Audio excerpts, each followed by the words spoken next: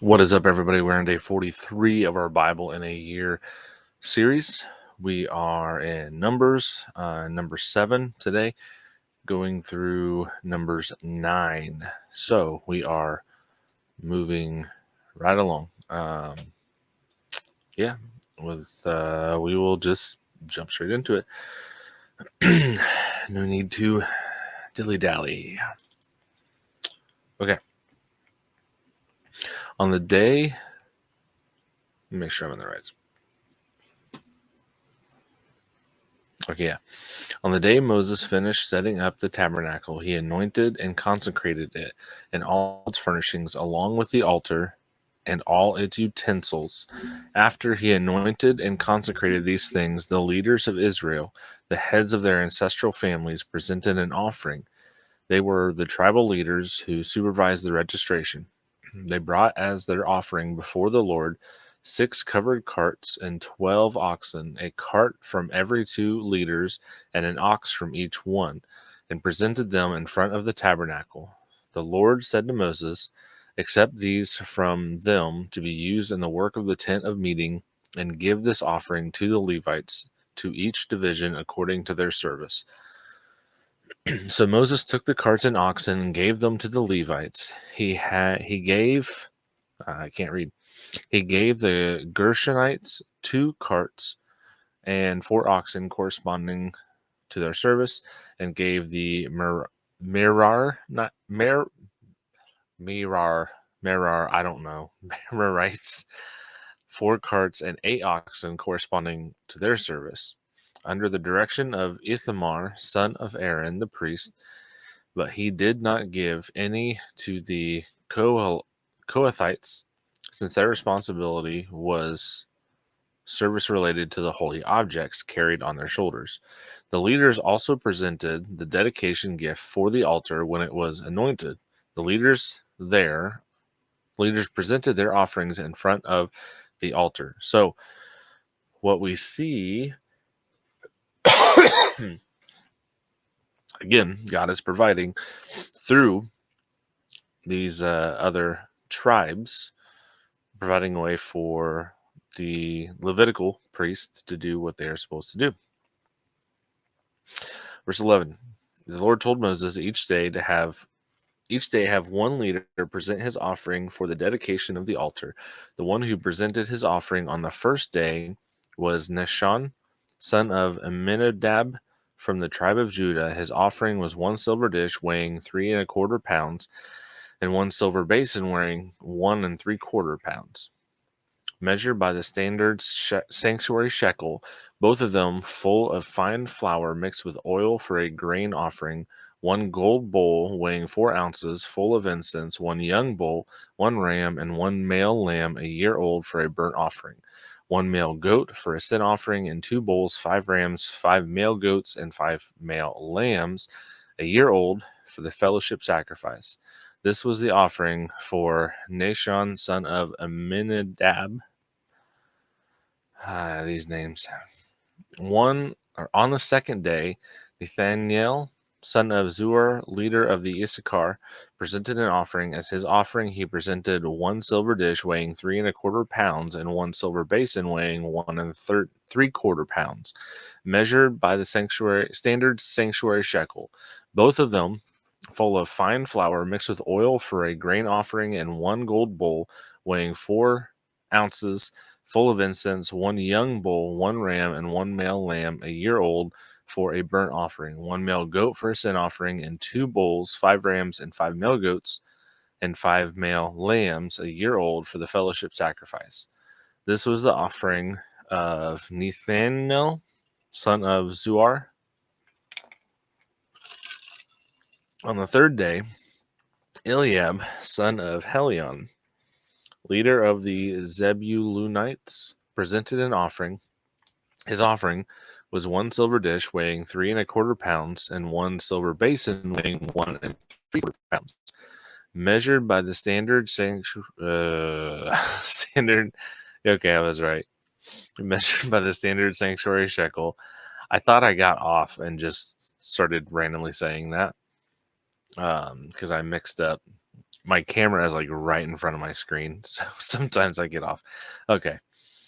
Both of them full of fine flour mixed with oil for a grain offering, one gold bowl weighing 4 ounces, full of incense, one young bull, one ram, and one male lamb, a year old, for a burnt offering, one male goat for a sin offering, and 2 bulls, 5 rams, 5 male goats, and 5 male lambs for a year old for a fellowship sacrifice. This was the offering of Eliab, son of Helon. On the fourth day, uh, Elizur, son of Shadir, leader of the Reubenites, presented an offering. His offering was 1 silver dish weighing 3¼ pounds, and 1 silver basin weighing 1¾ pounds, measured by the standard sanctuary shekel, both of them full of fine flour mixed with oil for a grain offering, one gold bowl weighing 4 ounces, full of incense, one young bull, one ram, and one male lamb, a year old, for a burnt offering, one male goat for a sin offering, and 2 bulls, 5 rams, 5 male goats, and 5 male lambs, a year old, for the fellowship sacrifice. This was the offering of Elizur, son of Shedeur. On the fifth day, Shelumiel, son of Zurishaddai, leader of the Simeonites, presented an offering. His offering was 1 silver dish weighing 3¼ pounds, and 1 silver basin weighing 1¾ pounds, measured by the standard sanctuary shekel, both of them full of fine flour mixed with oil for a grain offering, one gold bowl weighing 4 ounces, full of incense, one young bull, one ram, and one male lamb for a year old for a burnt offering, one male goat for a sin offering, 2 bulls, 5 rams, 5 male goats, and 5 male lambs, a year old, for the fellowship sacrifice. This was the offering of Shelumiel, son of Zurishaddai. On the sixth day, Eliasaph, son of Deuel, leader of the Gadites, presented an offering. His offering was 1 silver dish weighing 3¼ pounds, and 1 silver basin weighing 1¾ pounds, measured by the standard sanctuary shekel, both of them full of fine flour mixed with oil for a grain offering, one gold bowl weighing 4 ounces, full of incense, one young bull, one ram, and one male lamb, a year old, for a burnt offering, one male goat for a sin offering, and 2 bulls, 5 rams, 5 male goats, and 5 male lambs, a year old, for a fellowship sacrifice. This was the offering of Eliasaph, son of Deuel. On the seventh day, Elishama, son of Ammihud,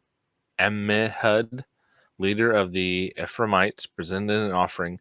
His offering was 1 silver dish weighing 3¼ pounds, and 1 silver basin weighing 1¾ pounds, measured by the standard sanctuary shekel, both of them full of fine flour mixed with the oil for a grain offering, one gold bowl weighing 4 ounces, full of incense, one young bull, one ram, and one male lamb, a year old, for a burnt offering, one male goat for a sin offering, and 2 bulls, 5 rams, 5 male goats, and 5 male lambs, a year old, for the fellowship sacrifice.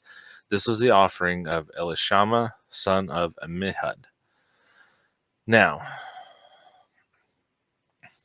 I'm going to be honest.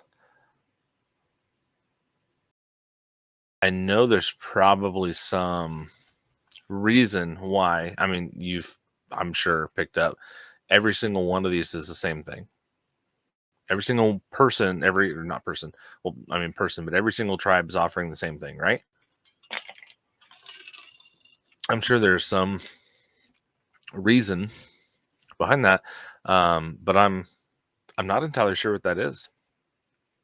So, if you know, drop it in the comments.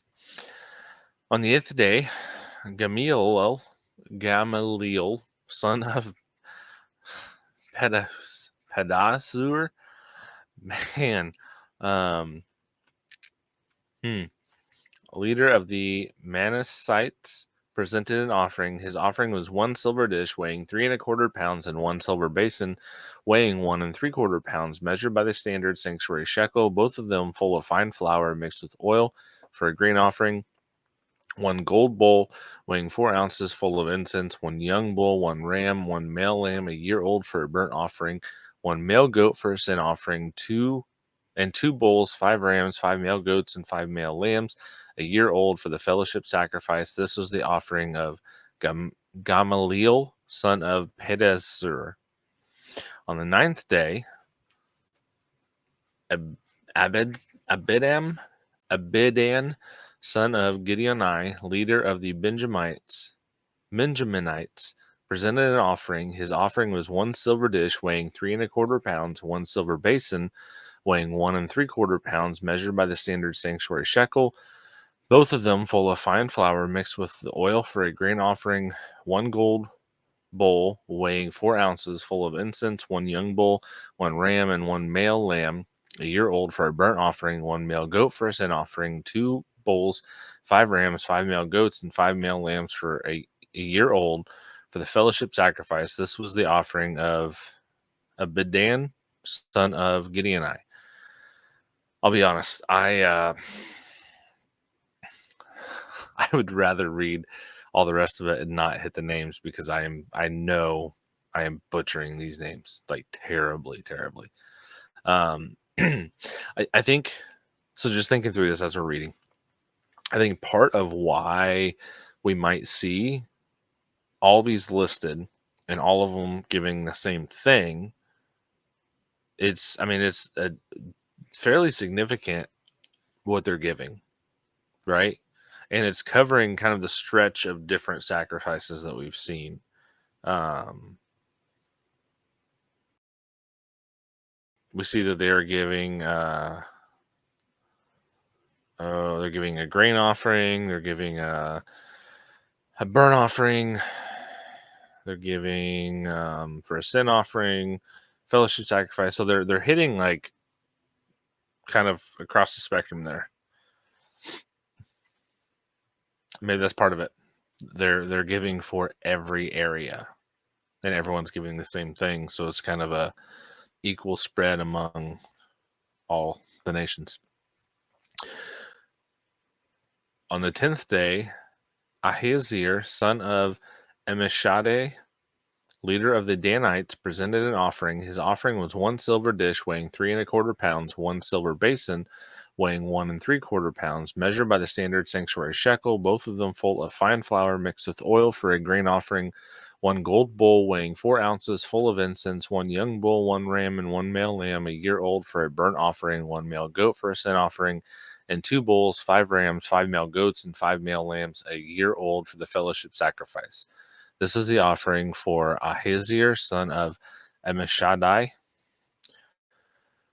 I'm probably going to wake up tomorrow listing this stuff out in my sleep. On the 11th day, Pagiel, son of Okran, leader of the Asherites, presented an offering.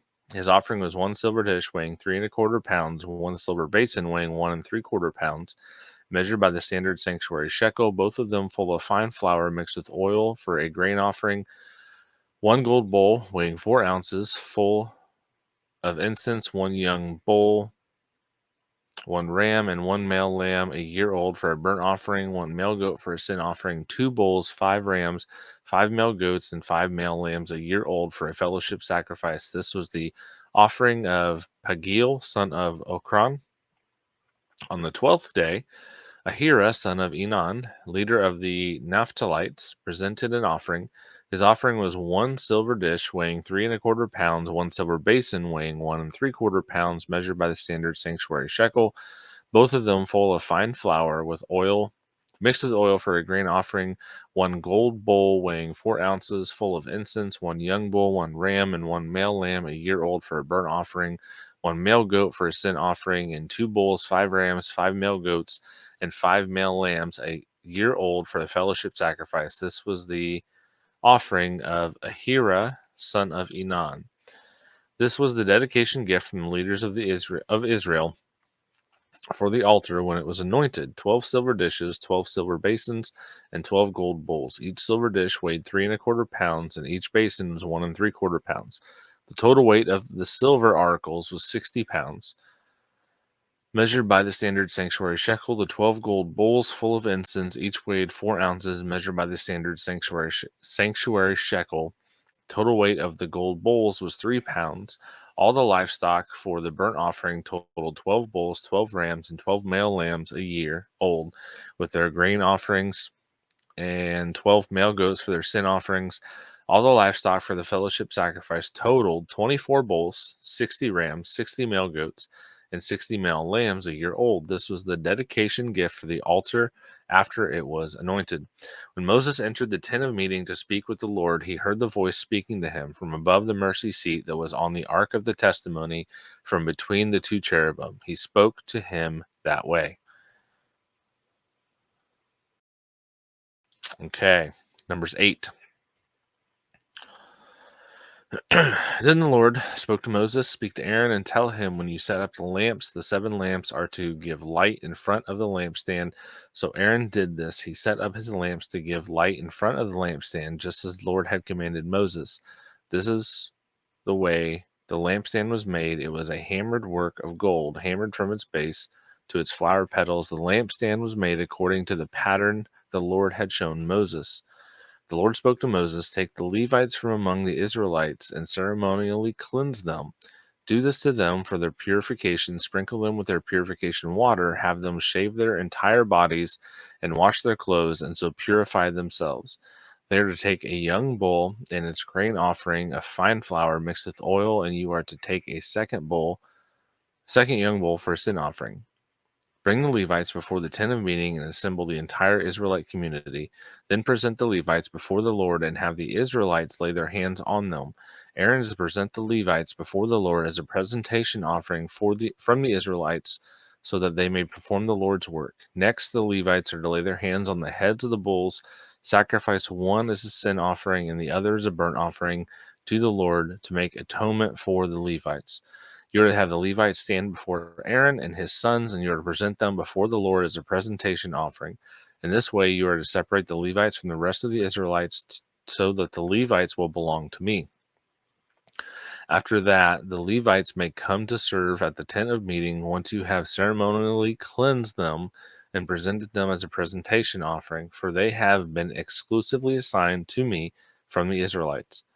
I have taken them for myself in a place of all who come first from the womb, every Israelite firstborn. For every firstborn among the Israelites is mine, both man and animal. I consecrated them to myself. On the day I struck down every firstborn in the land of Egypt, but I have taken the Levites in place of every firstborn among the Israelites. From the Israelites I have given the Levites exclusively to Aaron and his sons to perform the work of the Israelites at the tent of meeting and to make atonement on their behalf, so that no plague will come against the Israelites when they approach the sanctuary. Moses, Aaron, and the entire Israelite community did this to the Levites. The Israelites did everything to them the Lord commanded Moses regarding the Levites. The Levites purified themselves and washed their clothes. Then Aaron presented them before the Lord as a presentation offering. Aaron also made atonement for them to cleanse them ceremonially. After that, the Levites came to do their work at the tent of meeting in the presence of Aaron and his sons. So they did them as the Lord had commanded Moses concerning the Levites. The Lord spoke to Moses in regard to the Levites. From 25 years old or more, a man enters the service in the work of the tent of meeting, but at 50 years old, he is to retire from his service in the work and no longer serve. He may assist his brothers to fulfill responsibilities at the tent of meeting, but he must not do the work. This is how you are to deal with the Levites regarding their duties. Okay. I am going to try to run through this final chapter a little quickly, just for time's sake. I said before, I want to try to keep it 25 minutes or less. I did not do great about that with Leviticus. In the first month of the second year after their departure from the land of Egypt, the Lord told Moses in the wilderness of Sinai, the Israelites are to observe the Passover as at its appointed time.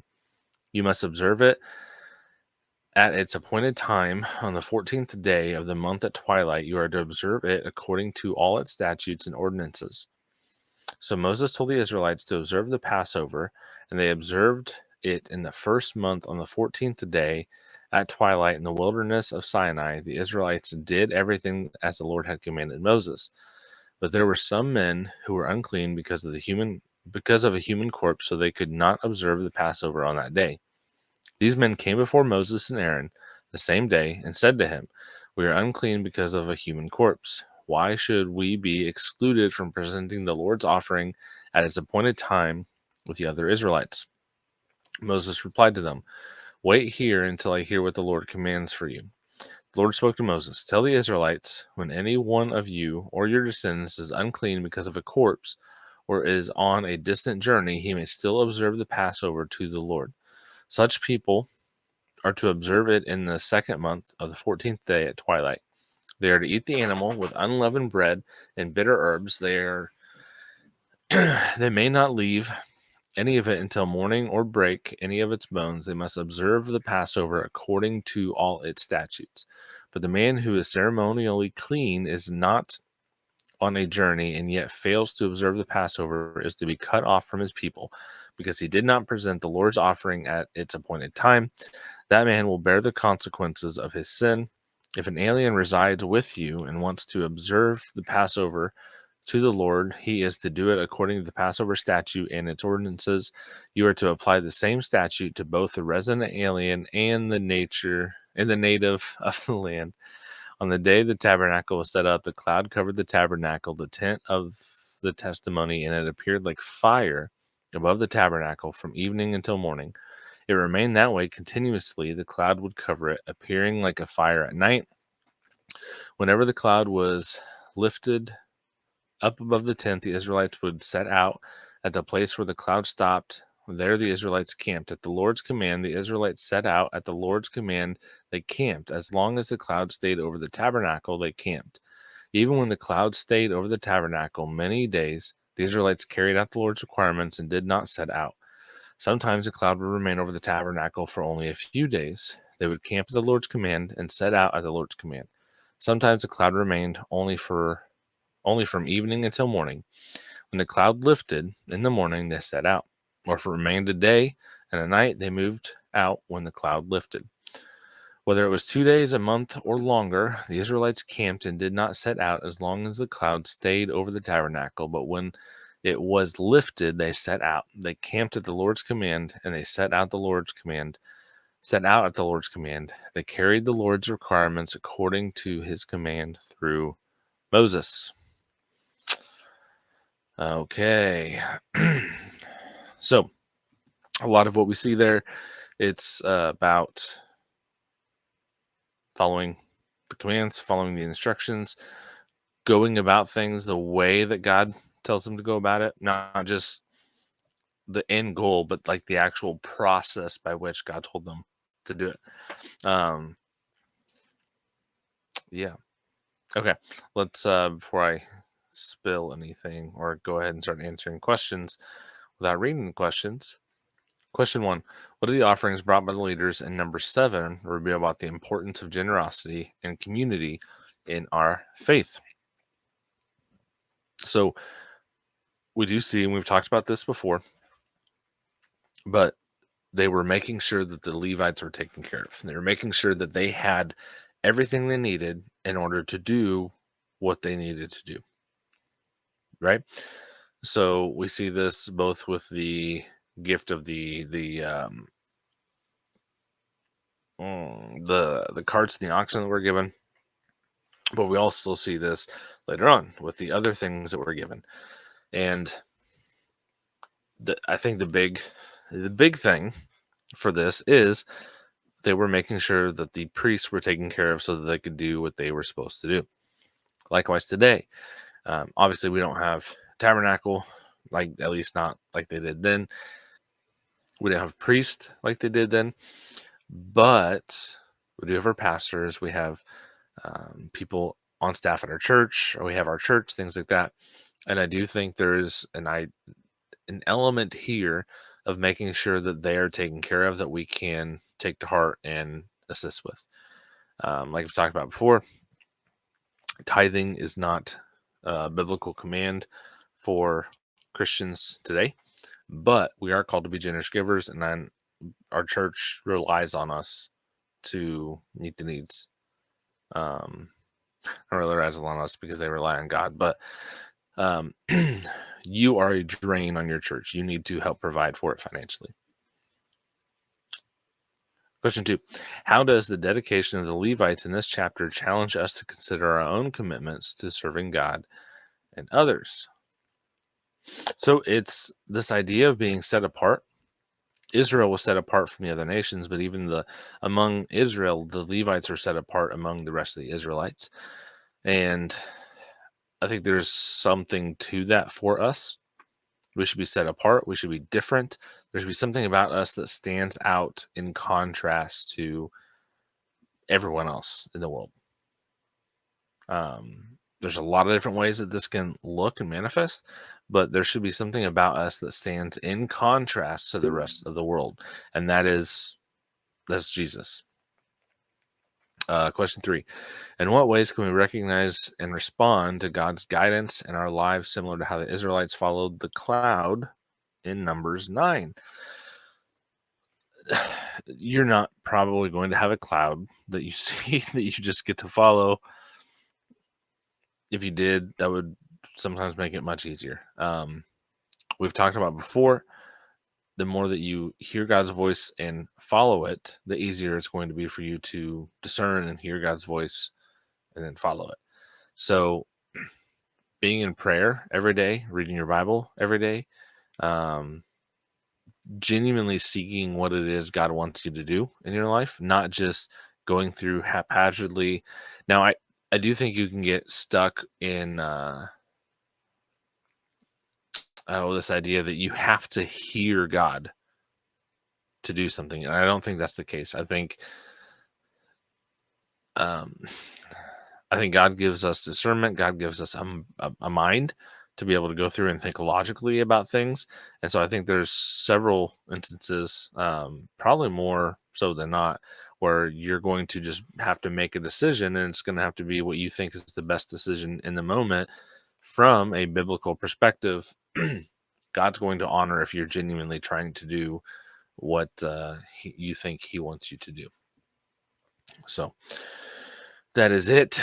We are slightly over 20 minutes, but we're close. I tried. That first chapter was long. um, so don't forget, like, comment, subscribe, all that fun stuff. It helps the channel grow. Word of mouth helps the channel grow even more. So if this has been a blessing to you, please share it with somebody. That's the best way that podcasts spread, and that's the best way that we spread, right? So feel free, please, if this has been a blessing to you, share it with other people. I look forward to doing it. Look forward to coming back tomorrow. We'll be back in Numbers again. And until then, God bless.